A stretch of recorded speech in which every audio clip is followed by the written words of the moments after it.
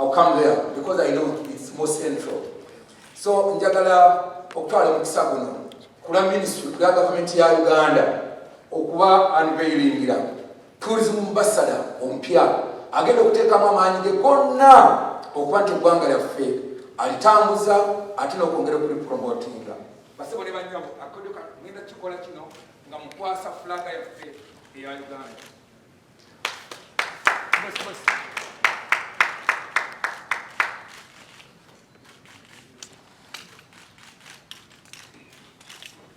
Eddie, this is our flag. It's a flag of your motherland. You have not shown, but you have in our country. This flag, when you look at that badge, it talks about peace. This country must be peaceful. That's why we chose a badge that's not even harmful, very peaceful. One of the items that we need to promote our country, in our country, is to promote peace, to have a peaceful country. To have a peaceful country, and that will help us to make sure that we attract the tourism in our country. So I want to, first of all, to wrap you with this flag. The hands can be out here. Yes. And today, from today onwards, wherever you are, talk about Uganda, talk about peace. For God and my country. Thank you so much, Honorable Godfrey Chiwanda Suli. At this point in time, I want to invite the new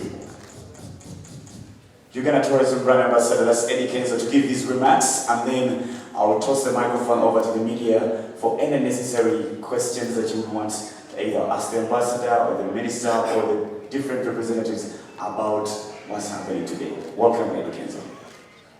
Thank you. Most especially when I'm already over media for the Zenjao.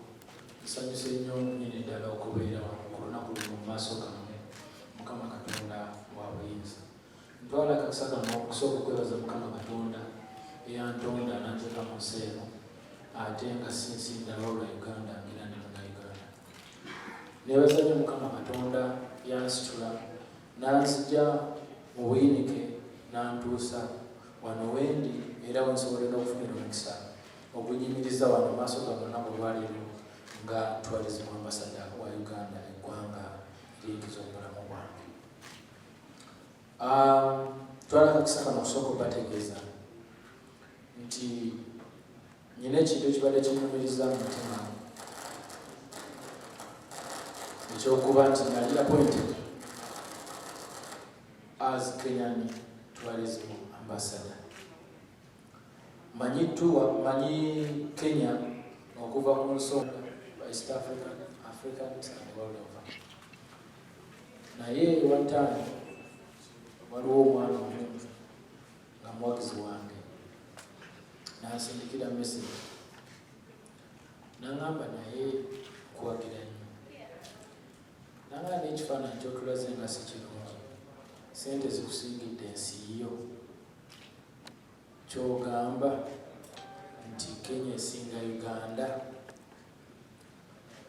ekyokumuddamu kyangu. Honorable Chiwanda yampita n'angamba wandize n'otugamba netukwasa obuvunaanyizibwa buno naye n'otagenda kusayininga ate contract Kenya kubanga oli Munnayuganda. Yambuuza nti Uganda bw'ebeezanya Kenya kati owagira ki? Ne mugamba Uganda. N'angamba kati otunda ggwanga ki? Ne mugamba Kenya.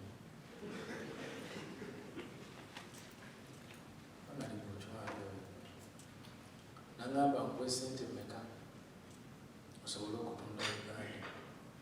Nawulira ensonyi nga tisobola ne bwe nandibadde mugamba ssente kubanga nalina contract mpanvu. Naye namugamba Honorable one day one time contract eno ejja kuggwako ate bwe nawe weddeko sijja kulinyowinga. era contract eyo bwe yaggwako Ssaalongo wenda bwe yali tennaggwako yampita ng'ayagala tukole omulimu gwatulamule era nengukola naye olw'okuba amateeka gaali gakyankwata aga contract enkadde nga siikirizibwa kutambula n'olugendo saasobola nenalumanyo neneebaza Mukama nti essaawa eno ndiwanira omukisa nkufunye bulungi. Okusingira ddala bwe nabadde Ivory Coast bwe nasinze okufunira ekirowoozo oba ebirowoozo ebingi ennyo mu bulamu bwange, obulamu bwange bwakyuse nnyo kubanga olunaku lwakeera lumu ne baŋŋamba nti tosobola kudda mu Uganda, tewali nnyonyi esobola kutwala Uganda, ekisaawe ne bweba ennyonyi weeri tekikkirizibwa kuba kisibe. Ne baŋŋamba ate ffe ne bwe tuba tukkiriza air spaces nnyingi nnyo nsibe olina okusaba olukusa okuva wano mpaka gy'onaayita yonna, nagenda okulaba kiri impossible. Nafuna pressure, nafuna depression, nafuna okutya mu nze, nendabira ddala ng'ensi enfundiridde. Bandi awo President n'agamba nti omuntu bw'alwala COVID n'afa bamuziika gy'aba afiiridde. Ekintu ekyo kyankubawa. Ne ŋŋamba nze Eddy Kenzo, omuntu atambudde ensi yonna, omuntu ali buli wamu, ali mu buli kanyomero, nyina miliyoni 4 eza views today on YouTube, miliyoni 4. Nfe banziika Ivory Coast, nafuna okutya mu nze. Nentandika okusaba Mukama Katonda nyongereyo chance nkomewo Uganda nsobole okukola ebintu esinaba kukola. Nga mwekyo bwe kutuukiriza ekirooto ky'omwana oli ansiikira message tikyogamba Kenya esinga Uganda. Bwe nakomawo nenoonyawo naye ne mugamba nkomyewo. This time around saagala ssente naye njagala ku budde bwange nfunemu obudde obungi ennyo nsobole okuba nga ntunda ekigambo Uganda ng'era mpeebeddwa obuvunaanyizibwa. Mbadde ntunda Uganda nnyo, eno fulaga mbeera nayo buli wamu mbeera buli kimanyi. Naye this time around mbadde njagala nkikole nga mulimo gwange era nga gunkatako. Ekintu kyangenda okukozesa amaanyi amangi nnyo n'obwagazi kubanga Mukama yampadde omukisa guno okulaba nti nfuna second chance okujja e Uganda beriko ne bannayuganda. Nalowooza ebintu bingi nnyo nendabira ddala nga mutuufu okutunda Uganda seetaaga ssente, okutambuza Uganda seetaaga ssente, wabula neetaaga kubeera munnayuganda era ayagala ensi ye, nenkwata Uganda nenjikuba abantu mu maaso kubanga ndi munnayuganda era bwe kikakata kukola nti Uganda yesinga ensi zonna mu nsi yonna.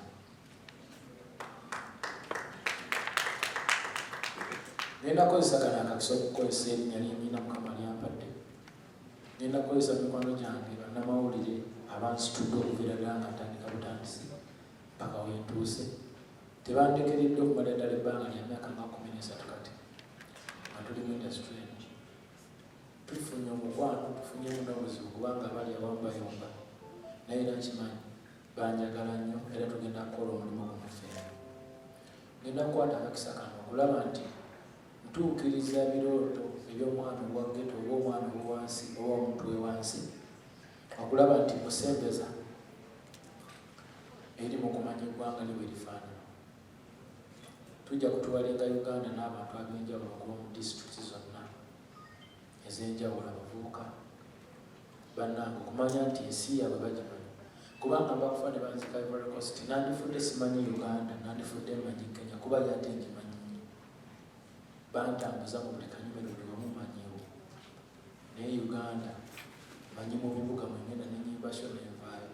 Wabula ate simanyi Uganda yennyini Mukama Katonda gy'atuwa nga bwenda kufaanana. Mukama ampadde omukisa. Saba mukubireko mbugalo. Guno omukisa notagumpadde bw'omu agumpadde ne bannayuganda bonna, most especially bavubuka bannange. Nja kumakinga sure nti nkozesa tulambule nga tujja kulambula naawe aba n'abasazeewo kunneegattako districts ez'enjawulo era njakozesa omukisa ogwa East Africa okulaba nti nkozesa mikwano gyange bonna bali mawanga ag'enjawulo omuli Kenya, omuli Rwanda, omuli Tanzania n'eziburundi zonna gendera ddala Juba wa nyinayo emikwano. At least nja kumakinga sure nti nfunayo omuntu nampositingira ekigambo Uganda ku social media ze oba okukyogerako yonna gy'anaabali. Gwe mukisa gwe gumu gwe ndikukozesa ku bakwano bange bonna benyina mu Africa yonna era gwe mukisa gwe gumu gwe ngenda okukozesa eri bakwano bange bava mu mawanga ag'enjawulo wadde okulaba nti Uganda kituwa bakakaaso. Ndi musanyufu nnyo okukola omulimu guno nga volontiyalinga era nga nyamba ensi mwe nazaalibwa era mwe ngenda okuziikibwa, ekyo kinkakatako. Kubiriza abavubuka bonna gye bali okuneegattako bampe ku magezi ideas okulaba nti tusobola okukola omulimu guno ffenna wamu kubanga sobola kukola bumu. I welcome all the ideas from my people and I think we are going to do this. Ndi mumalirivu, ndi mwetegefu okulaba nti buli kimu kitambula bulungi mu mirembe egy'ekitalo. Nja kwogera n'abavubuka babuulire nti guno omulimu ndeese something on the table, tulambule. Ekisookera ddala ngenda kwongeramu amaanyi okulaba nti abavubuka bamanyi ensi yaabwe bwefaanana. Ekyo ngenda kukikozesa mu ngenda kumakinga sure nti buli muntu amanyi obulungi obuli mu Uganda. Tuleme kulaba nga bibi byokka wabula n'ebirungi tubirabe kubanga ate nga bye tulina okukulembeza okulaba nti Uganda esinga ensi zonna nga bwebagamba. Nja kumakinga sure nti abavubuka bwe tupromotinga okulambula gye tulaze tunywayo juice, tugulayo ekikomando, tugulayo akatoko, tugulayo engoye zaayo, tugulayo buli kintu okula nti tulekayo kasente awo tujja kuba tukuleetenzewo emirimu egy'enjawulo. Ku level ya East Africa bantu abanajja mu Uganda kyonna kye banaakolamu ne bye banaagulamu bajja kulekawo ensimbi era ejja kubegera mu nsawo za Munnayuganda. Mu Africa yonna benaaba nsobodde okubanga nkonvisinga ne bajja buli kye banaakola ne kye banaalekawo mu nsawo ya Munnayuganda egenda osanyuka mpaka n'ensi yonna. Ogwo nno omulimu tubadde tugukoze nze ne bannange tubadde tukola omulimu gwa music, dance and drama nga muli ba Ghetto Kids, baana ba Masaka Kids, Galaxy n'abayimbi ab'enjawulo okulaba nti ate kati ffe twafuukana bya bulambuzi gemaanyi ge tutaddemu obulungi. Bantu bangi abazize tufunye wano bannamawulire okuva mu media zennene ez'enjawulo okuvira ddala ku Al Jazeera, BBC, zonna wano zize, Daily Mail, buli wamu bw'ogenda okuwulinga buli mawulire n'ensi eno gali gatwegeddeko kubanga tukuba music netumutuusa n'okumwagaza abazungu abaawa n'abaawa n'abayimbi b'Amerika nga bwe mbalaba bano bazze ne wano tukola nabo video, abalala nze baproducingidde kugamba twayingira mu industry ekyalema ensi yonna okupenetrating ffe twagiyingiramu ekyo nga kyetaaga okugalulana. So omukisa guno munene si nze nzekka wabula ffenna bannayuganda okusinvira ddala ku bantu baali abandi close mpaka abawagizi bange bannengerera wano. Kino kigenda kutuyamba ffenna era nkubiriza buli muvubuka yonna gy'ali kikukakatako okutumbula Uganda mu ngeri yo nga tolinze kusooka kusasulwa naye ng'okikola ku lwa bulungi bwa nsi yo kubanga Uganda eno nnungi nnyo ate Uganda nnene okusinga ffenna abagiriko kubanga bwe tukuuma Uganda eno tuba tukoledde omwana n'omuzzukulu. Tutera nnyo okufuna differences in politics but this is not politics. Kino kya Uganda kubanga n'abakulembeze abaliwo leero balivaawo Uganda n'esigala. Kitukakatako ffe abaliwo okukolera Uganda eya leero n'ey'enkya ng'ebisigadde byonna differences tubizizza ebbali. Uganda nnungi nnyo okusinga ffenna. Kale nsaba tukolere Uganda tuleme kukolerera individuals. Bantu bangi balina different interests mu bintu byabwe badde nsaba tufe ku kigambo Uganda kubanga Uganda yenze naawe egenda okubeerawo leero n'enkya so that tugireka nnungi nga tetugyonoonye. Nsaba Mukama ow'ekisa ampa amagezi okumanya n'okutegeera nsobole okukola ebintu ebituufu budde obutuufu mu ssaawa entuufu okusobola okutunda ensi yange nga nkikola mu bwagazi bw'ekiko ekyawaggulu just nsaba obulamu for God and my country. Kimumanyisa so kati kwe kitugezaako okukola okuleta bano bonna abagenzi wano abantu okuteekawo that awareness eyingira abantu mutarengo kyoza tu wow wonderful and best. Singa balambuzi bonna abeera baze mu Uganda muyingiza sente mekanga mu ministry? Our target is 4 million visitors. That is our target. Kitegeeza tubajja kubanga tuyingiza obuwumbi buna. That's 4 billion. That is actually that was our target for 2020-2021. We twagala okudabolinga ba tourist baffe. Ni abo mute twakisobola ne that was our target. Ne bwe twamalirako kale tugenda mbokadde bubiri nga COVID tanajja. Was that the last financial year? That was the last financial year. What about this year? This year tetwakola bulungi because twafunako ndooza abalamuzi mitwalo nga nkaaga. Wajjuke twakolako quota bills. Can you believe that the target that you had in the last financial year 2019-2020 is the same target for 2020-2021? Yeah, first of all, we must say our target now is to regain those who used to come. Because the first thing is that most of the people who are here, they've not cancelled. They've been just postponing, waiting. You cannot cancel a trip for Uganda, this part of Africa. So now what we need to do is to revamp, bring them back. After bringing them back, those who had booked, then that means we shall now try now even to campaign for the new ones. 4 million to 1. Yeah, that's our target. Kirungi nnyo okumanya ekitundu ekyo nti babadde bakyakinga mu dollars ku baloko ekyo kyebirumenti byonna okuleeta ku ttebo tulabe nga tulibaganya obulowoozo nti kyandibadde ekirungi munauganda temusooka genda kuvundisa sente ze atadde okitego kati ebyo ebintu ebitulera okukyusa ekyokubiri kyengenda okumekinga sure nti ndeetamu enkyamuka enjawulo oba ekyenjawulo ku bibaddewo documenting okulaga kubanze ngenda sooka ne minister tugenda sooka tutambule tugetulambule this time around being a bicycles tugenda kuvuga bugaali tusobole okubanga tudocumentaringa details kumakinga sure nti tukwata kiriipo eno ebirungi byenaaba bwegiteeka ku social media oba tugiteeka ku TV omuntu alabira ddala kikyalina okulaba so kyendowooza nti kijja kusikiriza okubanga